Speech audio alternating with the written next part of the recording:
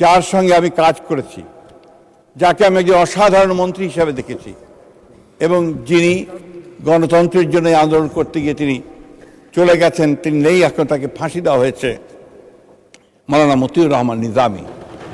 আমি এই জন্য তার নাম স্মরণ করতে চাই যে তার সঙ্গে থেকে আমি কিন্তু অনেক কাজ শিখেছি এবং একজন অত্যন্ত উঁচু দরের মানুষ ছিলেন। এই কথা না বললে আমার মনে হয় আমার অন্যায় করা হবে। আমি একজন মেঠো রাজনীতিবিদ, আমার বক্তব্য এখন ঠিক ওই রকমই একটা অবস্থায় দাঁড়াবে। তারপরেও নিয়ম, আমার নেতা নির্দেশ যে বলে ফেলেন আপনি, আমি সেই কারণে আপনার কিছু কথা বলতে চাই, যা একটু ভিন্নভাবে বলবো। আমি আজকে এই বাজেট সেশনে বক্তব্য রাখতে গিয়ে আমি কতগুলো নাম মনে করতে চাই এবং তাদের আত্মার মাগফিরাত কামনা করতে চাই। তাদের মধ্যে প্রথম হচ্ছেন আমাদের দলের প্রতিষ্ঠাতা, স্বাধীনতা ঘোষক শহীদ প্রেসিডেন্ট জিয়াউর রহমান। আমি সে নাম মনে করতে চাই আমাদের মহান নেত্রী, যিনি সারাটা জীবন গণতন্ত্রের জন্য সংগ্রাম করেছেন, লড়াই করেছেন এবং শেষ দিন পর্যন্ত তিনি এভাবেই লড়াই করে গেছেন। আমাদের সেই মহান নেত্রী, মহীয়সী নেত্রী, দেশনেত্রী বেগম খালেদা জিয়া। আমি স্মরণ করতে চাই আমাদের এই হাউসে যিনি এই বাজেট পেশ করেছেন বহুবার, আমাদের সফল অর্থমন্ত্রী জনাব সাইফুর রহমান। আমি স্মরণ করতে চাই আজকে এই হাউসে ঠিক সালাউদ্দিন সাহেব যেভাবে সকলকে মাতিয়ে বক্তৃতা করতেন, সেই সময়ে যারা বক্তব্য রাখতেন সেই সময়ে তাদের মধ্যে একজন হচ্ছেন ব্যারিস্টার মওদুদ আহমেদ, সালাউদ্দিন কাদের চৌধুরী, মশিউর রহমান জাদু মিয়া, শাহ আজিজ, যার কথা ওনারা বলছিলেন এতক্ষণে, তিনি ছিলেন একটা অসাধারণ পার্লামেন্টারিয়ান। শাহ আজিজ, মির্জা গোলাম হাফিজ যিনি স্পিকার ছিলেন এবং আমাদের পরবর্তীকালে যিনি এই হাউসে অন্য দলে ছিলেন, পরবর্তীকালে আমাদের আন্দোলনের সাথে যোগ দিয়েছিলেন কাজী জাফর আহমেদ, এবং আরেকজনের নাম না বললে অন্যায় করা হবে, যিনি আমাদের এখানে সবসময় আমাদেরকে সাহস জুগিয়েছেন, আমাদের বিএনপির যিনি আমাদের সবচেয়ে দুঃসময়ে বিএনপি হাল ধরেছিলেন, আমাদের খন্দকার দেলোয়ার হোসেন। আমি সেই সঙ্গে অবশ্যই স্মরণ করতে চাই আমাদের আরেকজন নেতা জনাব তরিকুল ইসলাম সাহেবকে, যিনি তার জীবনের শেষ দিন পর্যন্ত তিনি এই বিএনপি রাজনীতির জন্য কাজ করে গেছেন।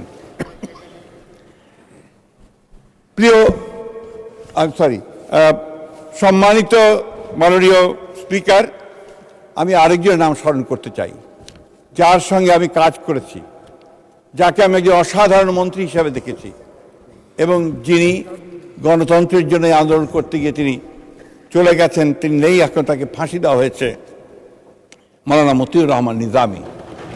আমি এই জন্য তার নাম স্মরণ করতে চাই যে তার সঙ্গে থেকে আমি কিন্তু অনেক কাজ শিখেছি এবং একজন অত্যন্ত উঁচু দরের মানুষ ছিলেন। এই কথা না বললে আমার মনে হয় আমার অন্যায় করা হবে। আমি কারাগারে ছিলাম অনেক দিন, মাননীয় স্পিকার, এবং এই সময় আমি অনেক জামাত ইসলামের অনেক উচ্চ পর্যায়ের নেতাদের সংস্পর্শে এসেছি, একসাথে থেকেছি। আমাদের মীর কাসেম সাহেব, কামরুজ্জামান সাহেব, কাদের মোল্লা সাহেব এবং আজহার ভাই উঠে গেছেন, আজহার ভাই আমাদের সঙ্গে অনেকদিন ছিলেন। আমাদের ব্রিগেডিয়ার হান্নান শাহ, তার নামও আমি মনে করতে চাই, কারণ তিনি লড়াই করেছেন। ডক্টর আর এ গনি, তিনি আমাদের সঙ্গে দীর্ঘকাল জীবনের শেষ দিন পর্যন্ত গণতন্ত্রের জন্য সংগ্রাম করেছেন। আব্দুল সালাম তালুকদার সাহেব, এই নামগুলো আমি মনে করতে চাই বারবার করে, এই জন্যেই। এছাড়া অনেকে আছেন মাননীয় স্পিকার, যারা গণতন্ত্রের জন্য সংগ্রাম করেছেন, লড়াই করেছেন, প্রাণ দিয়েছেন। আমাদের দেশে বারবার এই দেশের মানুষ লড়াই করেছে, সংগ্রাম করেছে, এবং সেটা হচ্ছে গণতন্ত্রের জন্য সংগ্রাম করেছে, কখনো ভাষার জন্য সংগ্রাম করেছে এবং কখনো স্বাধীনতার জন্য সংগ্রাম করে লড়াই করে জীবন বাজি রেখে লড়াই করেছে।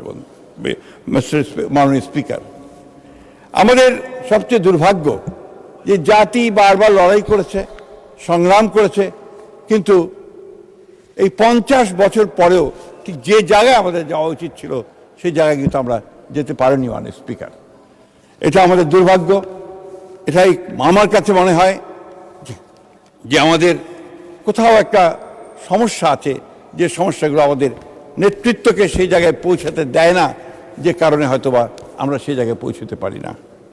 মাননীয় স্পিকার, বিগত 15 বছর আমরা একটা ভয়াবহ ফ্যাসিজমের অধীনে ছিলাম। গোটা জাতি নির্যাতিত হয়েছে, নিপীড়িত হয়েছে, খুন হয়েছে এবং তাদের সমস্ত স্বপ্নগুলো বিনষ্ট হয়ে গেছে। এই ভয়াবহতার মধ্যে আমাদের অর্থনীতি যখন প্রায় খাদে পড়ে গিয়েছিল এবং আমাদের সেই জুলাইয়ের অভ্যুত্থানের পরে যখন নতুন করে আমরা বাঁচার জন্য স্বপ্ন দেখছি, তখন আমাদের নেতা সেই দূর থেকে আমাদেরকে নেতৃত্ব দিয়েছেন। আমরা যখন একটা নির্বাচনের পরে অত্যন্ত সাফল্যের সঙ্গে সরকার গঠন করতে সক্ষম হয়েছি, সেই সরকার সত্যিকার কথা বলতে কি একদম খাদে পড়ে যাওয়া অর্থনীতিকে টেনে তুলে নেওয়ার চেষ্টা করেছে। আজকের এই বাজেট আমাদের আমার পাশেই বসা আমাদের আমির খুশরো মোহাম্মদ চৌধুরী সাহেব, সেই সাহসী মানুষ যিনি খাদে পড়ে গিয়ে উপরে ওঠার চেষ্টা করেন, সেই চেষ্টাটা তিনি করেছেন এই বাজেটের মধ্যে দিয়ে। এই বাজেট তো শুধু একটা অঙ্কের হিসাব নয় মাননীয় স্পিকার, এই বাজেট হচ্ছে সামনের দিকে এগিয়ে যাওয়ার একটা সিঁড়ি। এই সিঁড়িতে ওঠার জন্য তিনি আমাদেরকে বাজেট দিয়েছেন। আমি বাজেট সম্পর্কে দীর্ঘ আলোচনা করব না। আমি শুধু আপনাদেরকে, অনেকেই বলেছেন যে এই বাজেটের কোনো নীতি নেই, সেইভাবে বলা হয়নি, পথরেখা নেই বলা হয়নি। কিন্তু এই বাজেটে যদি আপনারা দেখেন যে বাজেটের উপরে ছোট্ট একটা বইও বের করেছেন, এখানে বলা আছে যে 3টি প্রধান আর, যে আর্টটার উপর ভিত্তি করে, এক minute, recovery and stabilisation, restoration, reconstruction, অর্থাৎ আগামী 1 বছরের মধ্যে অর্থনীতির অবনতির ধারাকে রোধ করবে, সামষ্টিক অর্থনৈতিক স্থিতিশীলতাকে পুনঃপ্রতিষ্ঠা করবে, আগামী 3 বছরের মধ্যে রাজস্ব ব্যবস্থার সংস্কার, বিনিয়োগ ও বেসরকারি খাত উন্নয়ন, আর্থিক খাত পুনর্গঠন, রপ্তানি বহুমুখীকরণ, মানব সম্পদ উন্নয়ন ও সক্ষমতা বৃদ্ধি করবে। আগামী 5 বছরের মধ্যে অর্থনীতির কাঠামোগত রূপান্তর, উদ্ভাব নির্ভর প্রবৃত্তিতে উত্তরণ, বাণিজ্য বহুমুখীকরণ ও অন্তর্বর্তীমূলক ও টেকসই প্রবৃদ্ধি। মাননীয় স্পিকার, এই বাজেটে যে প্রশ্নগুলো এসছে, সমালোচনাগুলো এসছে, যে আপনার একটা আপনার জনতুষ্টিমূলক একটা বাজেট, একটা আপনার একটা এমন একটা বাজেট যা অর্জন করা সম্ভব নয়, এমন একটা বাজেট যেখানে আপনার এটা একটা উচ্চ অভিলাষী বাজেট হয়েছে। মাননীয় স্পিকার, বিএনপি হচ্ছে সেই দল, যে দল সব সময়ই একেবারে ধ্বংসস্তূপ থেকে উঠে আসা দল।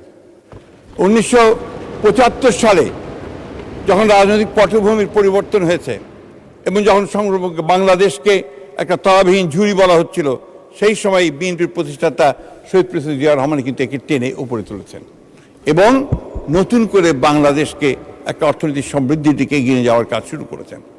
বিএনপি হচ্ছে সেই দল যে দলটি 1990 সালে একটা ভয়াবহ স্বৈরাচারী শাসনের পরে, মিলিটারি শাসনের পরে দেশনেত্রী বেগম খালেদা নেতৃত্বে আবার উঠে এসেছে সামনের দিকে এবং সামনে এগিয়ে যাওয়ার পথ খুঁজে নিয়েছে।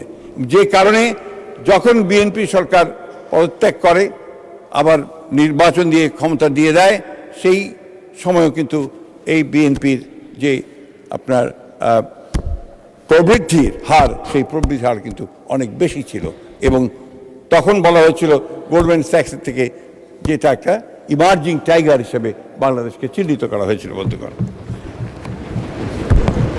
মিস্টার স্পিকার, মাননীয় স্পিকার, আমার যে কথাটা বলতে চাচ্ছি যে বিএনপি সবসময় লড়াই করতে জানে, বিএনপি চ্যালেঞ্জ গ্রহণ করে, বিএনপি চ্যালেঞ্জ গ্রহণ করে সাফল্য অর্জন করে। এই প্রমাণ আমরা বারবার এই বিএনপির সাথে দেখেছি। আজকে আমি আমাদের মাননীয় অর্থমন্ত্রীকে ধন্যবাদ জানাতে চাই এই জন্য আরও বিশেষ করে যে তিনি এমন সময় যে দায়িত্বটা নিয়েছেন, এবং আমি তাকে একবার বলেছিলাম যে আপনি ফরেন মিনিস্ট্রি নেন, তিনি বলেন না আমি অর্থ মন্ত্রণালয়ে থাকবো। হি অ্যাকসেপ্টেড দ্য চ্যালেঞ্জ। এবং আজকে আমি অত্যন্ত আনন্দের সঙ্গে বলছি আমরা সবাই এই বিশ্বাস করি যে এই চ্যালেঞ্জ তিনি গ্রহণ করেছেন, তিনি উতরে যাবেন এবং বাংলাদেশকে তিনি তার অভিষ্ট লক্ষ্যে পৌঁছে নিয়ে যাবেন। আমি এই বিষয়ে খুব বেশি বলবো না, আমি শুধু একটা বিষয় বলতে চাই, যেটা না বললে আমার নিজের কাছে আমার নিজেকে আমি ক্ষমা করতে পারবো না। আমাদের বন্ধুরা যারা ওই পরে বসে আছেন তারা অনেকভাবে আমাদেরকে বিভিন্নভাবে বলা যেতে পারে যে একটা ইগনোর করার চেষ্টা করেছেন, আমাদেরকে বিভিন্নভাবে ক্ষুব্ধ করার চেষ্টা করেছেন, যেটা আমি মনে করি যে এই সময় সেটা সঠিক নয়। কারণ আপনাদের নিজেদের দিকেও আপনাদের ফিরে তাকানো দরকার। এই জন্য তাকানো দরকার যে আমি বারবার যে কথাটা বলি যে ৭১ সালের ভূমিকার জন্য আপনারা একবার তো ক্ষমা প্রার্থনা করলেন না। জাতির সামনে আপনাদের ক্ষমা প্রার্থনা করা উচিত ছিল। এটা করলে কিন্তু আজকে এই সমস্যাগুলো হয় না, বা you did not do that, আপনারা সেটা করেননি।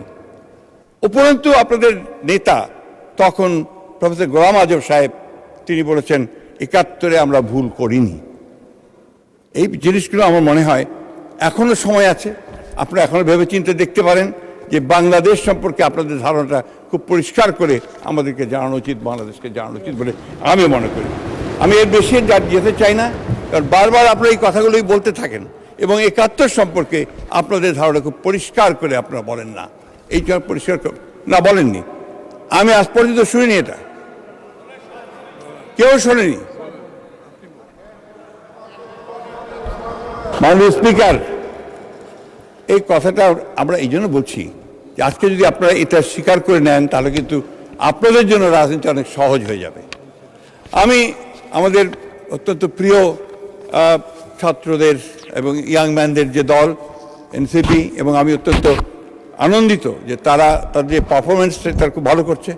কিন্তু একটা ব্যাপারে আমি ব্যক্তিগতভাবে খুব দুঃখিত যে তারা আজকে এমন একটা দলের সঙ্গে জোট করেছে যে দলটি বাংলাদেশের স্বাধীনতাতে বিশ্বাস করে না। আমি আশা করব যে তারা তাদের যে রাজনীতি থেকে আরও পরিষ্কার করবে, সে পরিষ্কার করে সামনের দিকে নিয়ে আসবে। এই কথাটা এই জন্য বলছি যে আমাদের এই নবীন রাজনীতিবিদদের তাদের অনেক ভবিষ্যৎ আছে, তারা ভবিষ্যতে আরও ভালো করবে। আমরা চাই যে তারা ভালো করুক, কিন্তু এমন কোনো স্টিগমা নিয়ে তারা যেন পদে না থাকে যে যারা বাংলাদেশের অস্তিত্বের প্রশ্নটাই যারা অস্বীকার করতে পারে।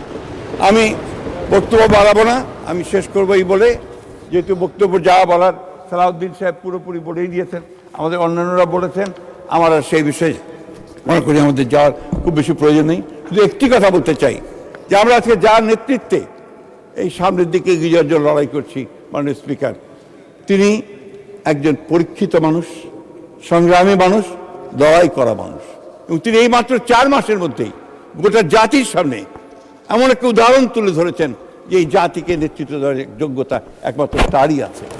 আজকে মালয়েশিয়া এবং চীন সফর করে এসে যে আশা মানুষের মধ্যে জেগে উঠেছে যে আমরা আমাদের নেতা যিনি আজকে বহির্বিশ্বেও তিনি তার যে যোগ্যতা, সেই যোগ্যতার ছাপ তিনি রাখছেন, বাংলাদেশকে তিনি সামনের দিকে এগিয়ে নিয়ে যেতে পারবেন। এবং আজকে যে দারিদ্র্যের মধ্যে আমরা আছি, আজকে যে একটা অনিশ্চয়তার মধ্যে আমরা আছি, সেই অনিশ্চয়তা থেকে, সেই দারিদ্র্য থেকে, সেই খাত থেকে আমাদের নেতা আমাদেরকে টেনে উপরে তুলবেন, এই বিশ্বাস আমাদের আছে। তিনি যখন চায়না গিয়েছিলেন, চায়না থেকে ফিরে আসলেন, তা আমি এর আগের আমার যে আপনাদের প্রথম যে সভা আপনার অধিবেশনের প্রথমে ভাষণের উপরে, রাষ্ট্রপতি ভাষণের উপরে যে বক্তব্য রেখেছিলাম, সেখানে আমি একটা ঘটনা বলেছিলাম। আমি ছবি দেখতে গিয়ে দেখলাম যে সেই গ্রেট হলেই আমাদের নেতাকে ওখানে সম্বর্ধনা দেওয়া হচ্ছে এবং সেই স্যালুটটা দেওয়া হচ্ছে। আমার মনে পড়লো সেই কথা 2002 সালে আমি যখন দেশনেত্রী বেগম খালেদা জিয়ার সঙ্গে একটা রাষ্ট্রীয় সফরে চীন গিয়েছিলাম। আমরা অনেকেই ছিলাম সেখানে, আমাদের আজকের প্রধানমন্ত্রী ছিলেন, আমাদের পাশেই ছিলেন। চীনের প্রধানমন্ত্রীর সঙ্গে যখন আমাদের দেশনেত্রী পরিচয় করিয়ে দিলেন তার যে মাই সান, তখন উনি হাত শক্ত করে ধরলেন চীনের প্রধানমন্ত্রীর, ধরে করে বলেন carry the flag of your father and mother. মাননীয় স্পিকার, আজকে আমাদের প্রধানমন্ত্রী তারেক রহমান সেই স্বাধীনতার পতাকা, গণতন্ত্রের পতাকা, সার্বভৌমত্বের পতাকা নিয়ে তিনি চীন গিয়েছিলেন। সেই চীনের প্রধানমন্ত্রী আবার তাকে সেই কথাই বলেছেন, তিনি সেই পতাকা নিয়ে ফিরে এসেছেন এবং আমার বিশ্বাস এই পতাকা নিয়ে তিনি সামনের দিকে এগিয়ে যাবেন এবং বিজয় অনিবার্য এবং আমরা জয়লাভ করব। অর্থনৈতিক উন্নতি আমাদের হবেই এবং এই বাজেটের মধ্যে দিয়ে আমরা এগিয়ে যাব। ধন্যবাদ মাননীয় স্পিকার।